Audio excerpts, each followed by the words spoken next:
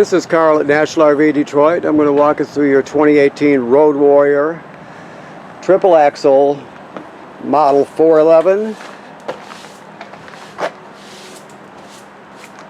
fifth wheel toy hauler. Okay, I'll just be going over basic highlights of the trailer. I'm on the door side here at the rear, of course, and of course you know you have an awning, a power awning above your deck or ramp, whichever. You got a power awning on the door side with LED light strip.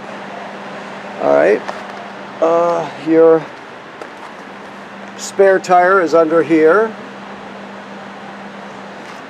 You have a leveling system by Lippert.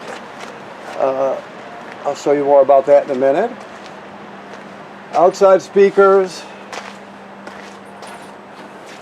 Your steps fold into the trailer. We're in the process of cleaning your trailer right now, so you'll see people working on it here. They fold right into the trailer, of course. Now if you're on uneven terrain, you can pull this pin right here, and slide the legs up and down to adjust the length of them. You can do that on either side. The idea is you want to have it flush as you can to the threshold here, so the door closes without binding up. Okay, your water heater, the controls to operate it are inside, of course. It works on either gas or electric. Right now it's empty because we water tested it and that sort of thing. So the drain plug is out. That's your drain plug right there, and you can see that it goes right here. Okay. Put that back up. Okay. Alright, so your basement, let's see if I can get this open with one hand here. Yep. You have a radio here, an outside radio. You can stream off USB stick. You can go into it with a HDMI. You can hook up wirelessly with Bluetooth and stream from your phone or tablet, that sort of thing. Alright.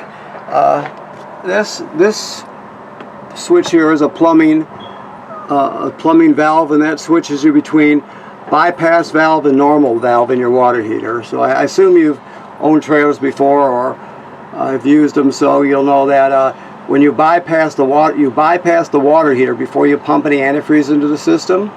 That way you don't get any antifreeze into the water heater tank. If you do get antifreeze in the water heater tank, it leaves a foul taste and a bad smell that doesn't want to go away. So therefore they give you means to bypass it. Right now it's in normal camping mode. Okay?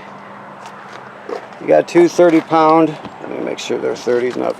Yeah, two 30-pound LP tanks. The regulator is automatic changeover, so it draws down the door side, then the off door side, and back and forth. Alright, this little hookup here is just for if you were to get a solar panel to charge your battery, you could plug it in right there. Just to charge the battery, that's all. It's not going to run the trailer or anything like that. You have your battery compartment under here.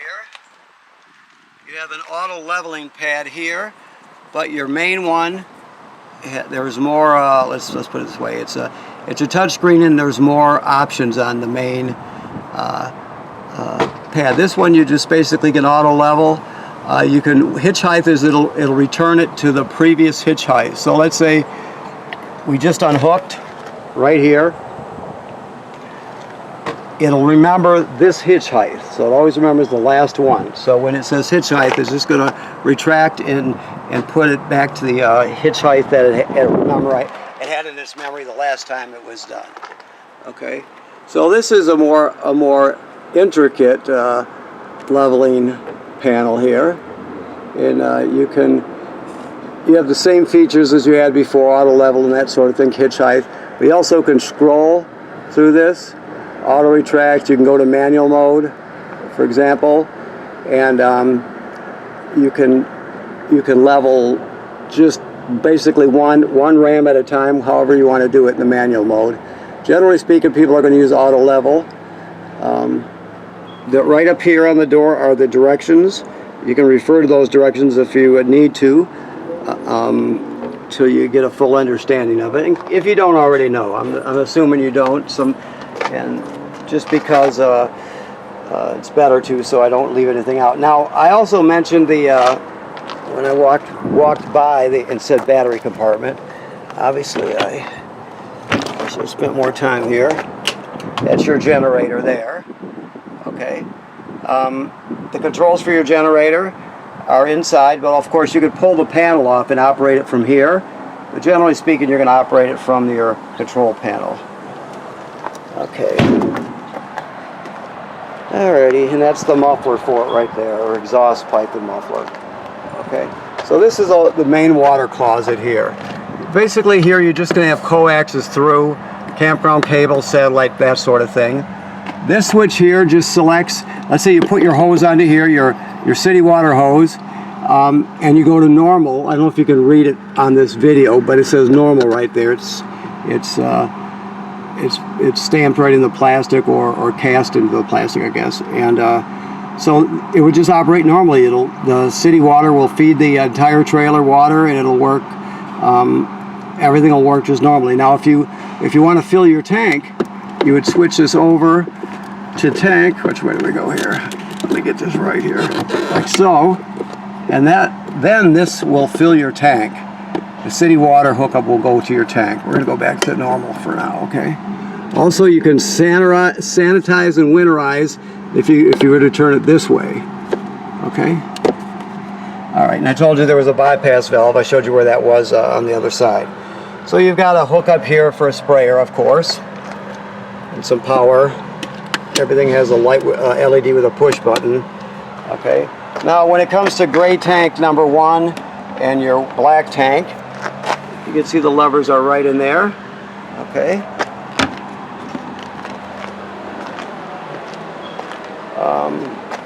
There's where you would hook up to right there, your sewer outlet, okay?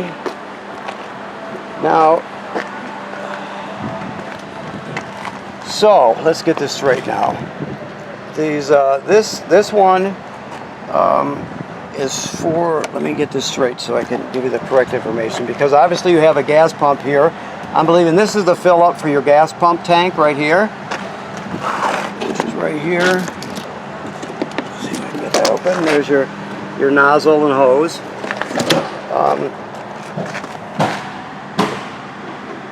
This one I believe is for the generator, the gauge. You know, I'm gonna, when you get here, we're gonna have to, oh, okay, I got you. Yeah, here's the switch here. So generator tank is this way, pump tank is that way, okay? On and off. So you can select, there are 2 fuel tanks, one for the generator, one for the pump. And those are the fillers there. Okay. This is your hose reel, or I'm sorry, your cord reel. Now you have a 50 amp system in this one, so we give you enough reducers to reduce it down to 30 and even down to 15, but of course you could power the trailer, but you can't run an air conditioner or anything that draws any kind of amps. And that's the switch to retract your cord, your power cord. Alright, so you got a ladder to go to the roof, which is a great thing because you want to inspect your roof at least 3 times a season. So you figure in the spring and the fall and once in the middle of the summer, you're going to go up there and look at all the sealant on the roof, make sure it's good and tight. No cracks or separations starting. When you do see something, some years, sometime, you're going to have to get it taken care of or do it yourself. Now at the top there, in the center, you can see there's a housing there. That housing tells us that this is pre-wired for a backup camera. It takes a Furrion brand camera, and you have to buy the one that fits in that housing, so keep that in mind, that you have to get the proper camera. We sell them here, but either way, when you get them, make sure you get the right one, okay? All right, so let's go inside.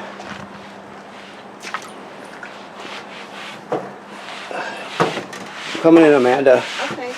I'll just work around you. I don't want to mess up your floor. I'm wiping my feet as best I can. Okay, so here's your main control panel here. So you got your slide outs, right? All your outside and inside lights are right here. Your water pump, if you need to use it for pumping onboard water, or winterizing for that matter, is right there. You can turn on your water heater here on electric or on gas. Keep in mind you want to always make sure there's water in the water heater tank before you turn it on. You never want to dry fire it.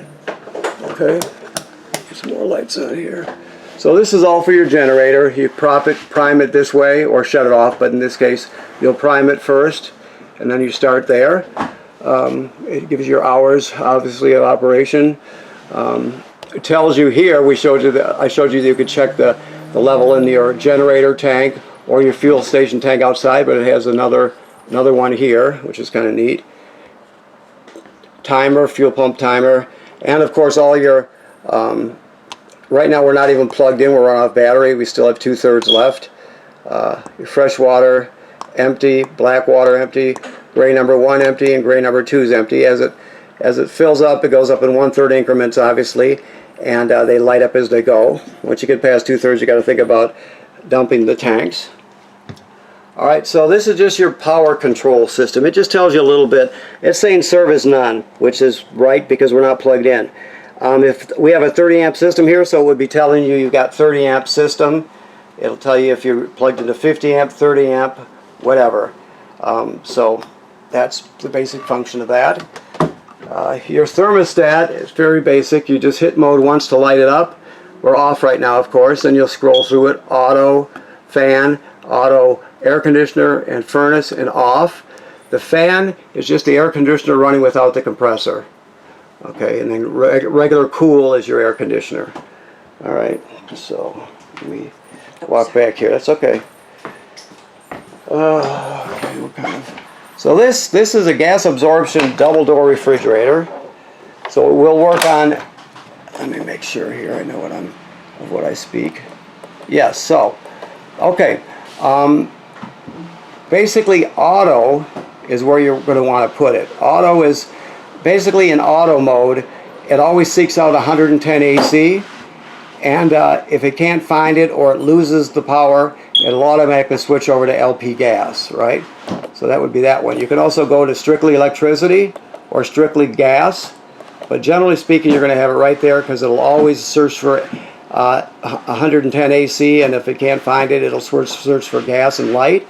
Or if you're, let's say you're gone during the day and you have a power failure at the campground, it'll automatically switch over to gas for you. So it's very simple to operate refrigerator. Just remember it's gas absorption, so it takes a lot longer to reach operating temperature than a regular refrigerator, so give it plenty of time to start.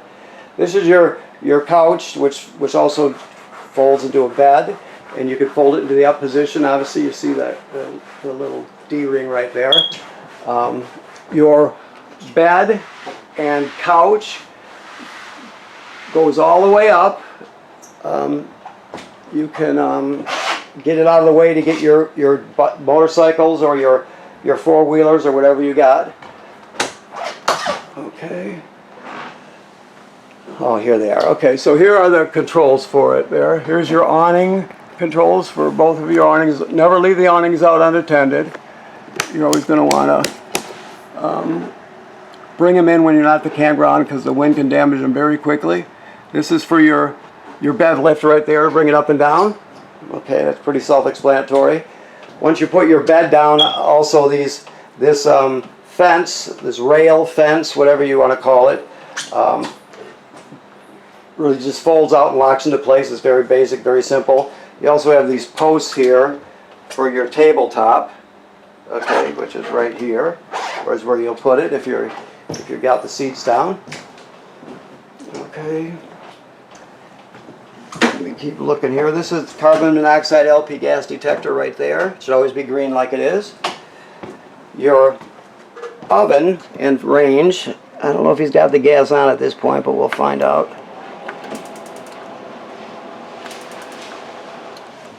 Okay.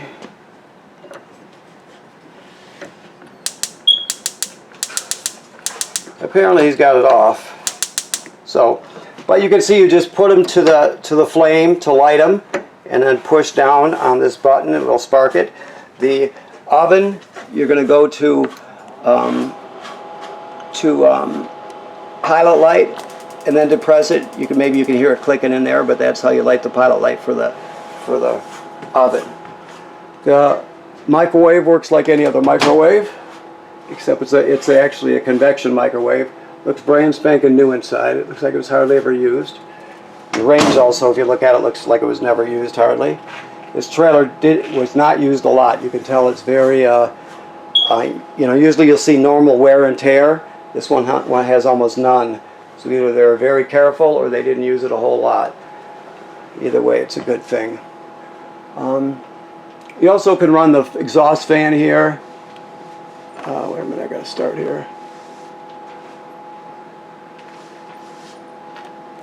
Oh, that's right, I don't have the power. That runs on 110 AC, and I don't have power plugged in. So, okay, down here is your power converter. You've got regular circuit breakers there, 110 AC. Then the power is converted to 12 volt DC over here. That also charges your battery for you. So keep in mind, it'll keep your battery charged as long as you're plugged in. Alrighty. You got a vent. Always run the vent with the shower. They haven't put this slide out yet, so I'm just gonna. There's not a whole lot to see there, so it's no big deal. This GFCI here, all the plugs in the trailer are wired through a GFCI, so keep that in mind. There's probably 2 of them in this trailer, one in the back also. But if you're using a coffee pot outside and it pops, you're going to reset it inside the trailer. Okay, the thing to know about the toilet is that you can't run it or use it without a little bit of water in it to start off with, and chemical. So there's your flush pedal right here. So after you plug in and hook up your water at your campsite, you'll come in here and you'll put whatever brand chemical you use, you'll put 1 dose right in the toilet. Then you'll step on it and water will come swirling out, and you're just going to stand on it, the pedal that is, until you put about 1 gallon of water in there, 2 gallons maybe, somewhere in between 1 gallon and 2. You don't have to be exact, you just use common sense. You have to have some water in the black tank and the chemical in order to start using the toilet. So anytime you're starting with a black tank that's empty, it's been dumped, you put chemical in and some water, 1 gallon or 2, okay? Let's see if we can finish up here. You have another zone here. So there's your thermostat. You got a second air conditioner up front here. That's why you have a 50 amp system. Okay, TV. That's all self-explanatory. Okay, this is your antenna here. So you can actually rotate it. It doesn't go up and down, but you can spin it on the roof. Keep that in mind. Okay. Coming back down. Looks like we got pictures of somebody's family up here. Either it came with the trailer or we didn't. I guess they probably just left them in there or left the picture frames there. Let me show you. So you can put your own pictures of your own family in there, okay? I assume. You have remote controls for everything in here. Every appliance and most components in here have their own manual, which is inside this right here. You've got another Furrion radio. It's exactly like the other one, except this one will play discs also, CDs and DVDs, but it still has Bluetooth and you can stream off USB, that sort of thing. So it's got 2 zones, zone 1 and zone 2. 1 is inside the trailer, 2 is out. So you've got all those. Okay. How is this on here? Okay, there we go. Okay, so I think we've probably covered everything. Let me look around a little bit more. See if we missed anything. Lots of storage. Just as you would expect. Every place they can put some storage, just like a boat. There's real estate is premium prime real estate everywhere in here, so they use every bit of it. Okay. Well, I'm going to thank you for purchasing your trailer here at National RV Detroit. And I want to remind you one more time, you have to inspect your roof on a regular basis. Every trailer owner has to do that. It's very important. Also, make sure you bypass your water heater tank before you pump any antifreeze into it when you're winterizing. And never light or start your water heater without water in the tank. Okay? Thank you very much.